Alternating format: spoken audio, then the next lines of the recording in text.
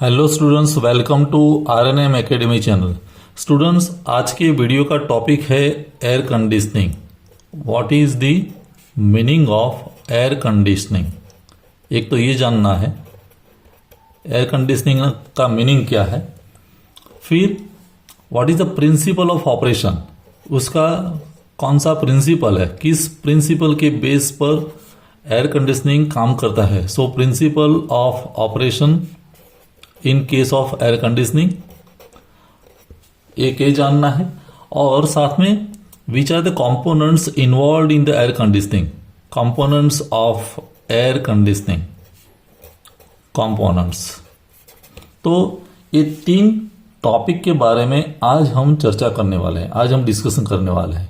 तो चलिए आज का टॉपिक स्टार्ट करते हैं। एयर कंडीशनिंग क्या है, प्रिंसिपल क्या है और कंपोनेंट्स के बारे में जानेंगे।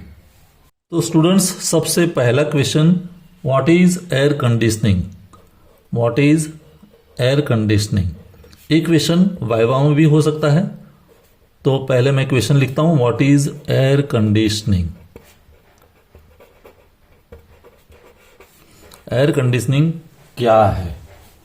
अभी जब भी हम बात करते हैं एयर कंडीशनिंग की, तो एयर कंडीशनिंग वर्ड बोलते ही हमारे दिमाग में कूलिंग इफेक्ट आ जाती है, लेकिन अकेला कूलिंग एयर कंडीशनिंग का मीनिंग नहीं है। हम जब भी बात करते हैं एयर कंडीशनिंग तो हमारे दिमाग में वही आता है कि भी कूलिंग इफेक्ट जनरेट होगी, बट उसको हम एयर कूलिंग क्यों नहीं कहते। तो एयर कूलिंग और एयर कंडीशनिंग दोनों के बीच बहुत बड़ा डिफरेंस है। It is not the case of air cooling only. तो एयर कूलिंग नहीं है, एयर कंडीशनिंग है। तो एयर कंडीशनिंग की जब बात करते हैं तो वर्ड क्या है, कंडीशनिंग, मीन्स हमें एयर को कंडीशन करना है। This is important, air conditioning. तो कंडीशन मीन्स क्या, कंडीशंस मीन्स ह्यूमन कंफर्ट के लिए जरूरी जितने भी फैक्टर्स है उस फैक्टर्स को मेंटेन करना। तो पहले मैं डेफिनेशन दे देता हूं और बाद में हम उसकी one by one point discussion करते हैं। तो अगर मुझे डेफिनेशन देनी है या कुछ लिखना है एग्जामिनेशन में, व्हाट इज एयर कंडीशनिंग, तो हम कह सकते हैं it is the simultaneous control. ये चीज याद रखें, इट इज साइमल्टेनियस मीन्स एक साथ, साइमल्टेनियस कंट्रोल ऑफ कितने फैक्टर्स का कंट्रोल है। एक तो है temperature, simultaneous control of temperature first. Second है ह्यूमिडिटी, ह्यूमिडिटी। थर्ड फैक्टर है जिसको हम कहते हैं वेंटिलेशन, वेंटिलेशन। फिर क्लीनलाइनेस, क्लीनलाइनेस एंड एयर वेलोसिटी या एयर मोशन, एयर वेलोसिटी। तो एक साथ ये सभी फैक्टर्स का कंट्रोल कहां, in the enclosed space, in the enclosed space, enclosed space. Enclose space means बंद रूम है, तो वो एनक्लोज स्पेस है।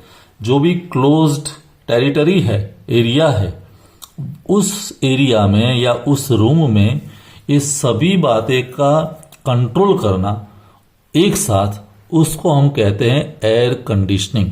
तो मीन्स अकेला एयर का कूलिंग का मामला नहीं है, एयर कंडीशनिंग है। अभी इस डेफिनेशन को समझते हैं। टेम्परेचर मुझे कंट्रोल करना है, तो स्टूडेंट्स आप सोच लो कि सीजन टू सीजन जो पैरामीटर्स है वो बदलते जाते हैं, एनवायरमेंटल पैरामीटर्स। अगर विंटर की बात है तो विंटर में टेम्परेचर बहुत ही डाउन होता है। तो मान लो कि टेम्परेचर 10 डिग्री है, तो वो ह्यूमन बॉडी के लिए कंफर्टेबल जोन नहीं है। तो उस वक्त मुझे टेम्परेचर इंक्रीज करने की जरूरत है। और समर की सीजन है तो टेम्परेचर ज्यादा है, 40 डिग्री है, 42 डिग्री सेंटीग्रेड है, तो वो भी बैरेबल टेम्परेचर नहीं है ह्यूमन बॉडी के लिए। और ह्यूमन बॉडी के लिए दोनों पैरामीटर्स मीन्स दोनों टेम्परेचर्स बैरेबल नहीं है। तो जो रिक्वायर्ड टेम्परेचर है वो मेंटेन करने की रिस्पॉन्सिबिलिटी एयर कंडीशनिंग की है। मुझे लगता है आपको ये फैक्टर क्लियर हो गया। विंटर में टेम्परेचर डाउन है तो हमें बढ़ाना पड़ेगा, समर में टेम्परेचर ज्यादा है तो रूम का टेम्परेचर मुझे डाउन करना पड़ेगा, तो ये टेम्परेचर कंट्रोल हुआ। दूसरी बात, ह्यूमिडिटी। ह्यूमिडिटी की भी बात करें तो अगर समर की बात है तो समर में ह्यूमिडिटी ज्यादा होती है, लेकिन अगर विंटर में बात करें तो विंटर में ह्यूमिडिटी कम होती है। और विंटर में ह्यूमिडिटी कम है इसलिए तो हमारी स्किन जो है वो ड्राई हो जाती है। स्किन जो है, क्योंकि ह्यूमिडिटी परसेंटेज बहुत ही कम है, तो ह्यूमिडिटी भी कंफर्टेबल जोन में नहीं है। समर में अगर ह्यूमिडिटी ज्यादा है तो भी हमें सफोकेशन जैसा लगता है, तो उस वक्त ह्यूमिडिटी हमें रिड्यूस करनी पड़ेगी। विंटर में ह्यूमिडिटी बहुत कम है, वो भी डिजायरेबल फैक्टर नहीं है, तो हमें लेवल पे लाना पड़ेगा। तो ये दूसरी बात। वेंटिलेशन, मान लो कि क्लोज रूम है और हमें पता है कि एयर जो है, एयर में बहुत सारे गैसेस है, नाइट्रोजन है, ऑक्सीजन है, कार्बन डाइऑक्साइड है। अगर वही एयर, नो डाउट कूलिंग होता है, लेकिन वही एयर बार बार अगर घूमती रहेगी तो होगा क्या कि कंटेंट जो नया ऑक्सीजन चाहिए बॉडी के लिए वो नहीं मिलेगा, और वो नहीं मिलता है तो फटिक जैसा क्रिएट होता है बॉडी में, हमें कोई काम करने का मूड नहीं लगता कूलिंग होने के बावजूद, क्योंकि फ्रेश एयर नहीं आ रही है। तो फ्रेश एयर का आना भी इतना ही जरूरी है। तो वेंटिलेशन एक हुआ। क्लीनलीनेस, अगर एयर जो मुझे मिलती है वो प्योर नहीं है, कुछ ऑर्डर वाली है, कुछ हार्मफुल इफेक्ट वाली है, डर्ट है, डस्ट है, तो क्लीन करने की भी रिस्पॉन्सिबिलिटी एयर कंडीशनिंग की है। एयर वेलोसिटी, वेलोसिटी भी हमें मेंटेन करनी पड़ेगी। हाँ, हाई वेलोसिटी वाली एयर है तो भी नहीं चलेगा, लो वेलोसिटी है तो एयर की मोशन को भी हमें कंट्रोल करना पड़ेगा, क्योंकि रूम में अगर एक ही जगह कंप्लीटली एयर हमें मिलती है कूल, तो वो नहीं, चारों कॉर्नर्स में, मीन्स कंप्लीट रूम में यूनिफॉर्म एयर मिलनी चाहिए। तो प्रॉपर मिक्सिंग होके यूनिफॉर्म एयर मिलना वो भी एक एयर कंडीशनिंग का टास्क है। तो ये डिस्कशन से आपको पता चल गया होगा कि एयर कंडीशनिंग का मीनिंग बहुत ब्रॉड है। एयर कूलिंग अकेला फंक्शन नहीं है, एयर हीटिंग करते हैं वो भी पार्ट ऑफ एयर कंडीशनिंग है। अगर विंटर है तो हीटर की जो बात करते हैं तो वो एयर कंडीशनिंग के लिए हमें कई बार टाइम वो एयर को थोड़ा सा हीट भी करना पड़ता है। तो ह्यूमन बॉडी को कंफर्टेबल हो वैसे पैरामीटर्स में एयर को लाना, उसको एयर कंडीशनिंग कहते हैं। So I hope this topic is clear. What is air conditioning? So air conditioning is a simultaneous control of temperature, humidity, ventilation, cleanliness, air velocity, where means it is in the enclosed space. जो भी आपने identified space की है, enclosed space है, वहां ये सब parameters हमें मेंटेन करना है। I hope it is clear. तो स्टूडेंट्स, ह्यूमन बॉडी के कंफर्ट की बात निकली है, तो ह्यूमन बॉडी को कंफर्ट के लिए क्या पैरामीटर्स चाहिए वो भी हमारे दिमाग में क्लियर होना चाहिए। मान लो कि टेम्परेचर, तो टेम्परेचर ह्यूमन बॉडी को कंफर्टेबल हो वैसी टेम्परेचर की रेंज कौन सी है? तो वो रेंज है normal 18 degree centigrade to 24 degree centigrade. Normally ये टेम्परेचर रेंज है तो ह्यूमन बॉडी कंफर्टेबल फील करता है। 18 means we can say that it is 21 plus minus 3 degree centigrade. ये टेम्परेचर की बात है। ह्यूमिडिटी का लेवल क्या होना चाहिए? तो ह्यूमिडिटी भी नोट कर दो कि अगर विंटर है तो 40% humidity is desirable, 40% in winter, और अगर समर है तो 60% is desirable, 60% in summer. So humidity factor भी हमें क्लियर होना चाहिए। और थर्ड पॉइंट है एयर वेलोसिटी। एयर वेलोसिटी जो कंफर्टेबल जोन में आती है वो है 0.1 टू 0.25 मीटर पर सेकेंड। 0.1 से लेके 0.25 मीटर पर सेकंड की रेंज में एयर वेलोसिटी होनी चाहिए। ये कंफर्ट जोन के लिए बात है, कंफर्टनेस जो चाहिए ह्यूमन बॉडी को उसके लिए। तो ये पैरामीटर्स मेंटेन करने के लिए हम एयर कंडीशनिंग यूज करते हैं। स्टूडेंट्स, अभी बात करते हैं एयर कंडीशनिंग काम कैसे करता है। तो एयर कंडीशनिंग का फंक्शन हम समझ लेते हैं। एयर कंडीशनिंग जिस प्रिंसिपल पर काम करता है वो रेफ्रिजरेशन साइकिल ही है, वीसीआर जिसको कहते हैं। तो वेपर कंप्रेशन रेफ्रिजरेशन साइकिल जो था वही साइकिल पर एयर कंडीशनिंग काम करता है। तो मैं एक्सप्लेन कर दूं 4 कंपोनेंट के साथ। मैं क्विकली लाइन डायग्राम प्रोड्यूस कर रहा हूं, सिंपल ब्लॉक डायग्राम। तो ये 4 ऐसे मैं ब्लॉक दिखा रहा हूं तो आपको समझ में आ जाएगा। एक ब्लॉक यहां और एक ब्लॉक यहां। तो ये मैंने 4 ब्लॉक ड्रॉ कर दिए। अभी ये 4 ब्लॉक के साथ सबसे पहला जो कंपोनेंट है जिसको हम कहते हैं इवोपरेटर, इवोपरेटर, ये इवोपरेटर है। सेकंड जो है वो कंप्रेसर है, दिस इज कंप्रेसर। ये जो है वो कंडेंसर है, कंडेंसर वीसीआर का। और ये है एक्सपांशन डिवाइस, ये है एक्सपांशन डिवाइस। और अभी फ्लो कैसा रहेगा वो भी देख लेते हैं।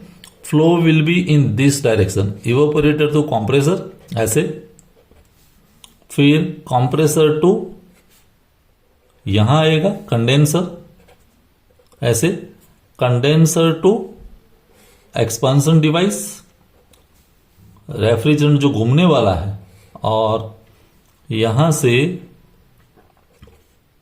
Again in the evaporator.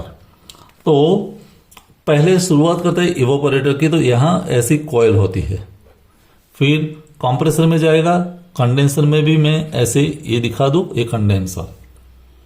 अभी समझ लेते हैं कि ये जो ट्रैक है, जो पाथ है, वो रेफ्रिजरेंट का पाथ है।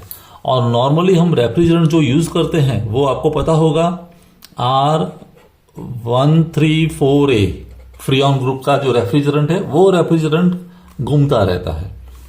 Evaporator means it is our enclosed space. Air conditioning के बारे में कहना है तो ये इवोपरेटर ये हमारे लिए इंडोर यूनिट है, ऐसा मान लो, दिस इज इंडोर यूनिट। और कंडेंसर है वो हमारा आउटडोर है, आउटडोर यूनिट। अभी इवोपरेटर मीन्स एनक्लोज स्पेस है। और ये रेफ्रिजरेशन साइकिल तो इवोपरेटर में जो रेफ्रिजरेंट एंटर हुआ है वो लिक्विड फॉर्म में है, वो हमें पता है, कोल्ड भी है। तो एंट्री के वक्त कोल्ड लिक्विड रेफ्रिजरेंट जो है वो एनक्लोज स्पेस में से हीट एब्सॉर्ब करेगा, और हीट एब्सॉर्ब करेगा तो उसका बॉइलिंग टेम्परेचर आ जाएगा, तो वेपर फॉर्म में कन्वर्ट होगा। तो मुझे यहां जो रेफ्रिजरेंट मिलने वाला है वो कैसा है, vapour refrigerant. It is in form of vapour, vapour refrigerant, लेकिन उसका प्रेशर कैसा है, लो प्रेशर, प्रेशर उसका लो प्रेशर है। तो low pressure vapour refrigerant evaporator में से बाहर निकलेगा। अभी ये low pressure vapour refrigerant compressor में कंप्रेस्ड होगा, और कंप्रेस्ड होने के बाद हमें बाहर जो मिलने वाला है वो हाई प्रेशर, क्योंकि प्रेशर बढ़ने वाला है तो हाई प्रेशर होगा। उसके साथ साथ इसका टेम्परेचर भी बढ़ेगा, क्योंकि प्रेशर बढ़ेगा तो टेम्परेचर बढ़ना जाएगा। तो हाई टेम्परेचर रेफ्रिजरेंट मुझे यहां मिलने वाला है। तो कंप्रेसर में हम कंप्रेस करते हैं तो उसका टेम्परेचर बढ़ता है ऐसे। तो टेम्परेचर बढ़ा, टेम्परेचर क्यों बढ़ा वो भी आपको क्लियर होना चाहिए, क्योंकि आउटसाइड जब हम हाई टेम्परेचर एयर फेंकने वाले हैं तो एनवायरमेंटल टेम्परेचर से ज्यादा टेम्परेचर यहां कंप्रेसर के बाद मिलना चाहिए। मान लो कि एटमॉस्फेरिक टेम्परेचर 40 डिग्री सेंटीग्रेड है, तो कंप्रेसर से बाहर निकलने वाला जो रेफ्रिजरेंट मींस जो टेम्परेचर है वो टेम्परेचर उससे ज्यादा होना चाहिए, तभी हीट फ्लो होगा। तो high temperature high pressure refrigerant मिलेगा, वो अभी एंटर होगा कंडेंसर में। कंडेंसर में पता है कि लेटेंट हीट हमारी रिजेक्ट होगी, और कंडेंसर के बाद यहां हमें प्रेशर तो हाई रहने वाला है, हाई प्रेशर, लेकिन रेफ्रिजरेंट जो मिलने वाला है उसका फेज चेंज हो जाएगा, लिक्विड रेफ्रिजरेंट मिलेगा, उसका फेज चेंज होगी लिक्विड रेफ्रिजरेंट मिलेगा।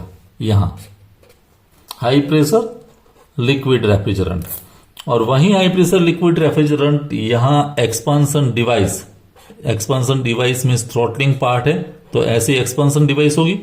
तो एक्सपांसन डिवाइस में यहां एक्सपांड होगा, एक्सपांड होने की वजह से ये जो हाई प्रेशर रेफ्रिजरेंट था वो लो प्रेशर पर आ जाएगा। लो प्रेशर के साथ उसका टेम्परेचर भी डाउन होगा, मीन्स लो टेम्परेचर हो जाएगा।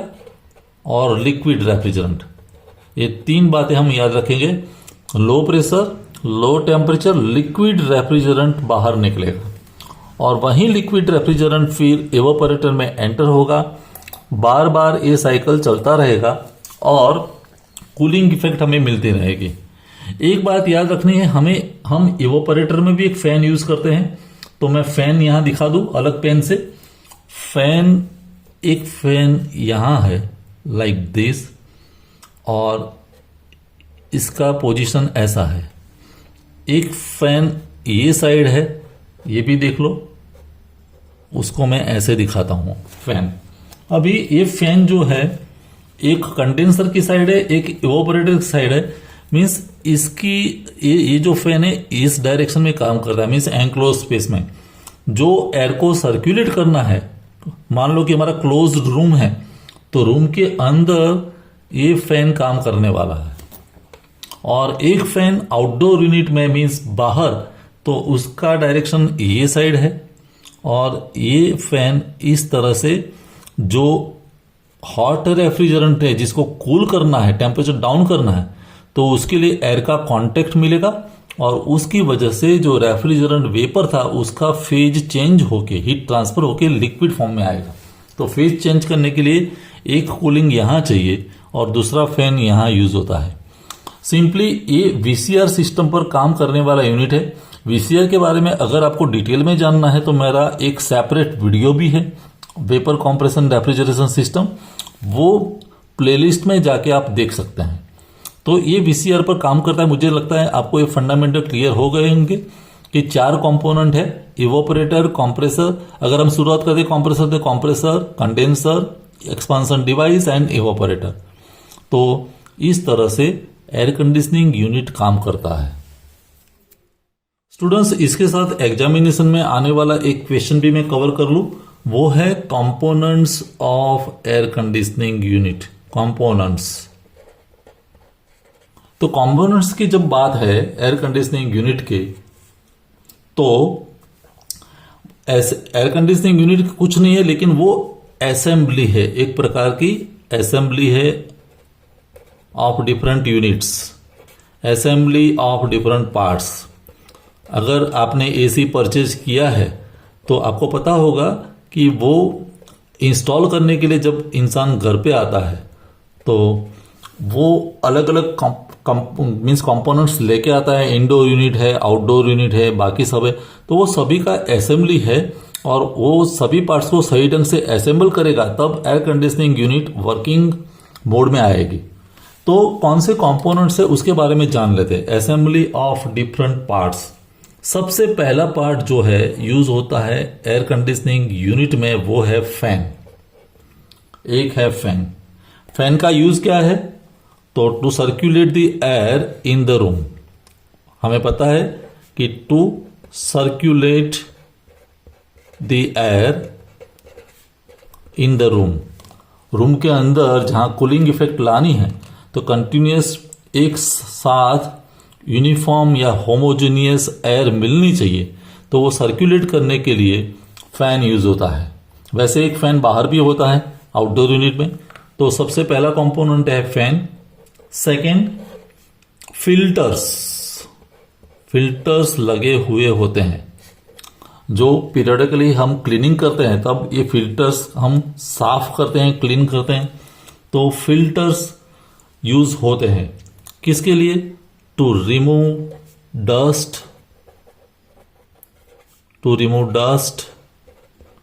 Dirt and harmful bacteria from the air. Harmful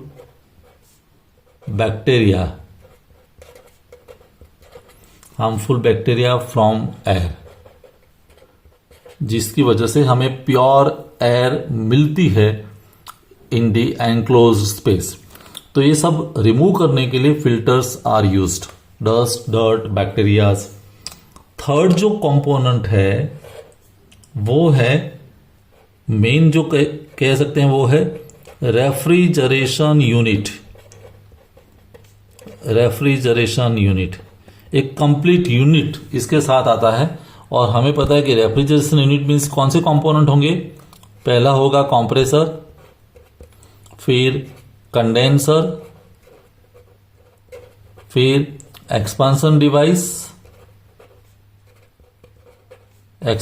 device और इवापोरेटर। तो ये और उसके साथ जुड़ी हुई कॉइल्स या ट्यूब्स। तो ये कंप्लीट यूनिट जो है, 4 VCR सिस्टम जिसको कहते हैं, तो उसको हम कहेंगे रेफ्रिजरेशन यूनिट। ये भी एक पार्ट है या कंपोनेंट है एयर कंडीशनिंग के लिए। फिर एयर कंडीशनिंग में एक और चीज यूज होती है, वो है हीटिंग कॉयल। हीटिंग कॉयल, अभी सवाल ये आता है कि हीटिंग कॉयल की जरूरत कहाँ है।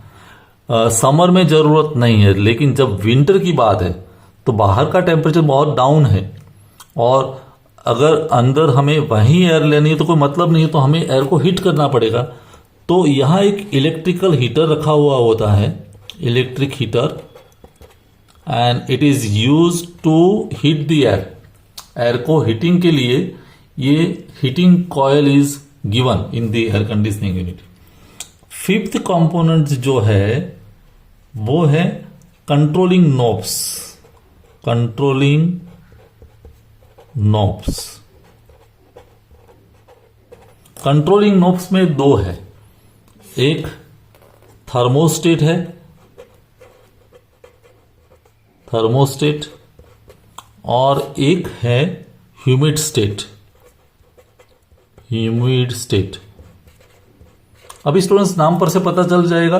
थर्मोस्टेट मीन्स टेम्परेचर को मुझे कंट्रोल करना है, तो thermostat is used to control the temperature, plus minus करना है। और humid state means to control the humidity. तो ये 2 नॉब्स दिए हुए हैं। ह्यूमिडिटी के लिए ह्यूमिड स्टेट है, टेम्परेचर के लिए थर्मोस्टेट है। फिर एक कंपोनेंट हमें दिखेगा एयर कंडीशनिंग यूनिट में, वो है ग्रिल्स, जिसको हम नेट भी कहते हैं, ग्रिल्स भी कहते हैं।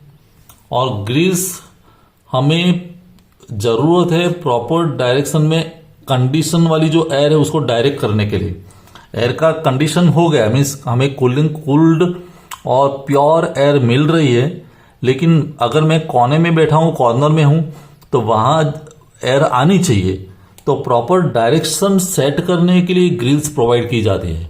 सो इट गिव्स द डायरेक्शन, कहने का मतलब इसका फंक्शन क्या है, it gives the correct direction to the conditioned air, to the conditioned air.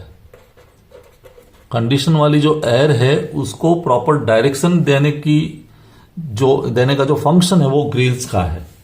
और एक है drain line. Drain line means air conditioning में जो कंडेंसेट जमा होता है, कंडेंसेट, और वो कंडेंसेट को ड्रेन करने के लिए ड्रेन लाइन होती है। आपको पता होगा कि जो ह्यूमिडिटी है, जो मॉइस्चर है, तो मॉइस्चर को वाटर में कन्वर्ट करके वो ड्रेन आउट करना पड़ता है। तो इसके लिए ड्रेन लाइन है। हमें वो बाहर की आउटडोर यूनिट की पाइप के साथ, मीन्स बाहर हमें वो कुछ बाल्टी में हम पानी इकट्ठा करते हैं, that is a drain. So drain line is given to collect the condensate, so it drains out the condensate. तो ये मेन कंपोनेंट्स है एयर कंडीशनिंग यूनिट के। आपको सभी का फंक्शन समझ में आ गया होगा। तो आज की वीडियो का मेन टॉपिक था व्हाट इज एयर कंडीशनिंग। तो एयर कंडीशनिंग हमें पता चल गया कि वो simultaneous control of not only temperature but temperature, humidity, air purity, air direction, air velocity, ventilation, ये सभी पैरामीटर्स को एक साथ कंट्रोल करने की जिम्मेवारी वाला यूनिट तो वो एयर कंडीशनिंग है। फिर किस साइकिल पर काम करता है, तो वो वीसीआर साइकिल पर काम करता है। 2 फैंस यूज होते हैं और लास्ट में है components of the air conditioning unit. तो ये सभी कंपोनेंट्स आप दिखा सकते हैं, fan, filters, heating coil, controlling knobs, grills, drain line. तो मुझे लगता है ये टॉपिक कंप्लीटली आपको समझ में आ गया होगा। नेक्स्ट वीडियो में कोई नए टॉपिक के साथ फिर मिलेंगे। Thank you for watching, thank you very much. अगर आपको ये वीडियो पसंद आया है और आप मेरे चैनल पर नए हैं तो प्लीज मेरे चैनल को लाइक कीजिए, शेयर कीजिए और सब्सक्राइब जरूर कीजिए। Thank you very much.